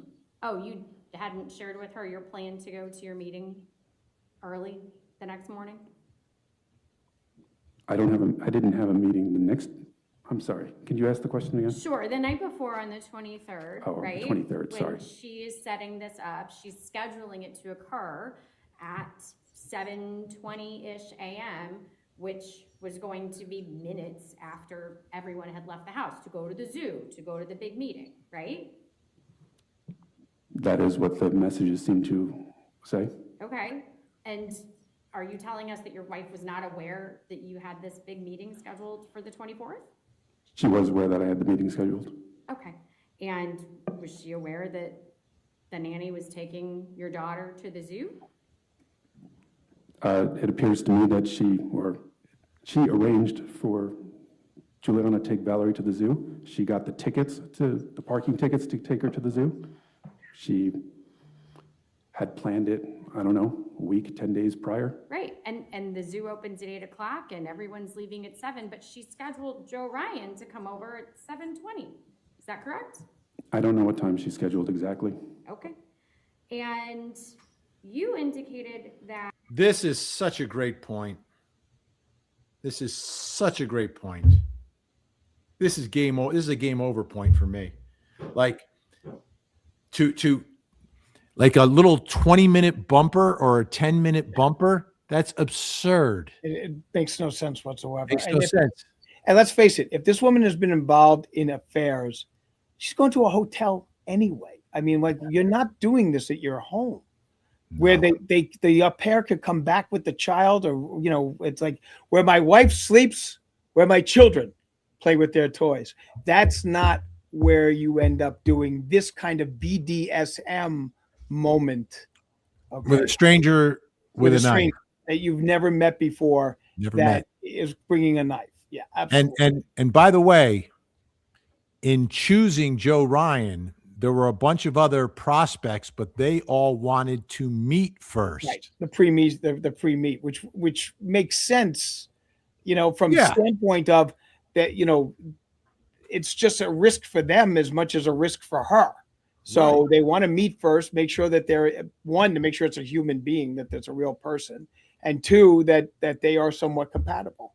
That, And there's no threat. that blows my mind more than anything in this case, that guy, Joe, as he calls him, was willing to, you know, to come over and do this without ever meeting her. You could very easily walk into a situation where you're being set up, and that appears to be the case in this situation, or walking into somebody who wasn't asking for this. Yeah. There was a 40-minute phone conversation that he had with the au pair pretending to be her. Yeah, but still, you know, Yeah, meet the no. person, know what they look like, so that when you walk in the room, you're not doing this to the wrong person. Well, Also, you're going to a person's house, which is another real, like, weird scenario. I mean, if you're meeting at a hotel, it's a public place. So there is actually people there that can see you walk in and make sure you walk out. All right. So you've got a person's house. Okay. Makes it very, very odd scenario with regards to same. It really does. But I love the way she did the timeline piece here. Yeah. And just have him lay it out the way he laid it out, because 7:20, and this is a great point from Carol Mack 54. Why 7:20? Strange time. Right. Maybe 7:30, maybe 8 o'clock. 7:20. Well, 7:20 gives them just enough time to pretend to go to work and pretend to go to the zoo and return in time to get him before he leaves, or before whatever, before maybe he realizes that she doesn't know and things get a little kooky inside there. So, and in the communications, by the way, Joe Ryan says, if you resist too much, I am just going to stop. If you resist too much, I will stop. Like, he was concerned about, you know, the safety in the world of fetish play, right? Of role playing, fetish play, whatever it is. He took more of a risk than others were willing to do. But he wasn't the first. It wasn't like the first one. Like, they had to fish for him to find one to reel him in, and he became the one that was catfished. Can I just say something right here that we're being asked to do a shout out to Australia from COZG4922 that she's gifted a lot of memberships and stuff for today. And, shout out to the Land Down Under. Love it. Okay. Absolutely, positively wonderful place.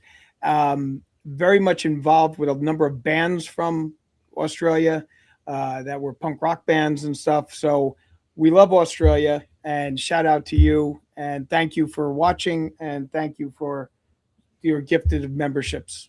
Yeah, and by the way, Australia is big true crime country. By the way, there's some unbelievable programs and stories that come out of there. By the way, Gen X, it still hasn't started here. I guess talking about the snow. Speaking to Jennifer Sube, both of them 2 members of our best in the business, the greatest, the legends, our world famous, ladies and gentlemen. You know them, you love them. Our Mod Squad.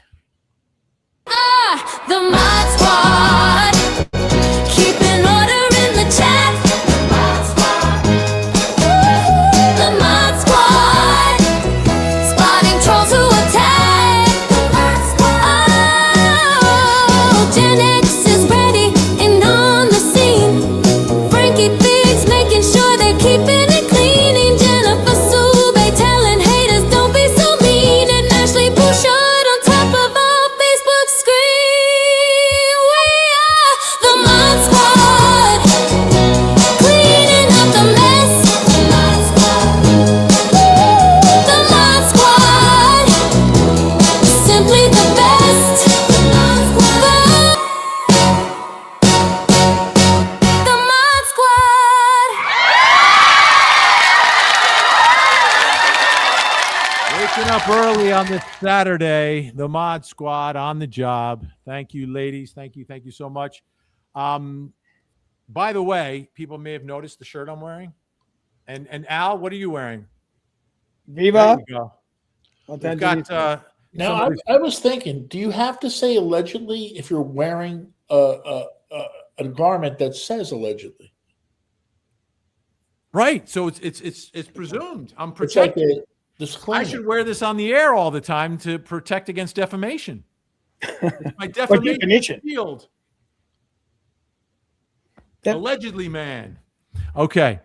But all of this stuff is available to you, ladies and gentlemen, at the Vinny Originale True Crime Merch Shop. Shirt and a hoodie, a beach towel and a mug. A new design from Vinny is better than a drug. True crime merch, you know he did it. True crime merch, mark the exhibit. True crime merch, we hate Casey. True crime merch from Vinny Originally. All right. Yes, all this True Crime merch. We've got the Tangent stuff. We've got everything for you. Vinny Originale. We'll have a link in the chat. But you can just Google Vinny Originale and you'll find it, the little pop-up shop. We're out of time, folks. We're out of time. Thanks for stopping by. The Verdict Watch continues. The jury will be back 10 a.m. on Monday. It could be a situation, because it does happen from time to time, that a jury reaches consensus, but at the end of the day, they're like, let me sleep on it. Baby. Let me sleep on this. Let me sleep, on it. Let me give you an answer in the morning. I'll tell you in the morning. And that happened in one of the Scott Peterson verdicts, by the way. They reached it on a Friday and didn't come back. I think it was in the I don't know if it was the guilt phase or the penalty phase. I don't recall, but it did happen with them as well. So let's wrap this baby up. Oh, circles. Circle has the square. Circle takes the square. Thank you, Peter Marshall. Let me try this one. Do you like the squares or circles? What do you want? I don't care. I'm Jonesy? Circles kind of look cool. Okay, we'll go with circles. All right, Al, where can folks find you? Well, Monday night I will be with you at 8 o'clock on Closing Arguments on Court TV. I may be wearing a red tie. I was just going to mention that because I'm sure that will be the situation there. I have no idea what I'll be wearing, but I will be in court that day, so I will be wearing probably a suit of some sort. And other than that, happy feast day of Don Bosco to everybody. And one day, we're going back to our little motif on Australia. I'll be happy to talk about my drinking exploits with the band Midnight Oil, okay, on Mother's Day in New York a couple of years ago. Great time. A lot of fun with those guys. But boy, you Australians can drink. Viva Los Tangenistas! Hasta la vista, Tangenistas. Jonesy, where can folks find the radio legend? First, I'd like to ask, how can we sleep when our bed's on fire? Nice. You can find me at glennjones.net. That's Glenn with one N, like my mommy intended it to be. That appears on my birth certificate out of Newark, New Jersey, the mean streets of Newark. Jonesy. Arr. I'm just waking up now. He is just Jonesy had a late night. This is amazing that he's here. He was DJing in front of thousands of people last night, and it was a late night, and he rolled out of bed, had his cup of Joe, and he was ready to go. Thank you, Jonesy. I'm Vinny Politan, lead anchor, Court TV. You can watch me every night from 8 to 10, 2 hours of live true crime, only guy on television doing it. 8 to 9, closing arguments with Vinny Politan. We take a look at the big stories of the day, the breaking news, the verdicts. And then from 9 to 10, it's Vinny Politan Investigates, which is a deep dive into one story, one mystery, one ongoing true crime saga. That's from 9 to 10. There is a wardrobe change that I do during the commercial. So I'm wearing the tie. I wear the tie from 8 to 9, 9 to 10. A little more casual, but a little warmer as well, because the studio I am in from 9 to 10 is freezing every night. For some reason, they can't lower it. For whatever reason, it's freezing. So I changed my outfit just to keep warm. So that's the whole story there. But that's my story. Big thanks to Court TV for the simulcast, the Court TV YouTube channel. And thank you to everyone on Twitch, X, Facebook. And Jonesy, we're simulcasting on Jonesy's Facebook today. How about that? Jonesy figured out how to do it. Look at that. Well, I figured it out. Yeah. You just click on that. It tells you to click on the other thing. And before you know it, it's done. Which is fantastic. And by the way, now your next job this week, Jonesy, is to get your VCR from flashing the time if you can. Well, I would reset the clocks to, just the clocks from when they fell back. But why bother at this point? They're going to spring forward anytime now. That is true. That is true. All right, folks, that does it for us. Have a great day.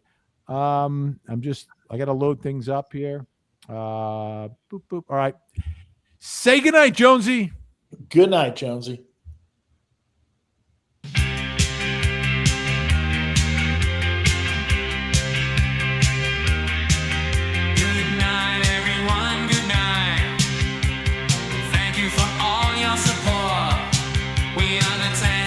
True Crime Podcast. We'll see all of you in court. Somebody say tangent, tangent. Somebody say podcast, podcast. Tangent, tangent. Podcast, podcast.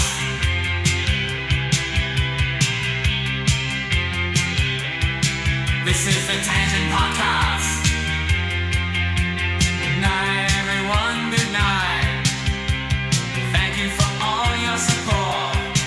We are the Tangent True Crime Podcast. We'll see all of you in court. Somebody say tangent.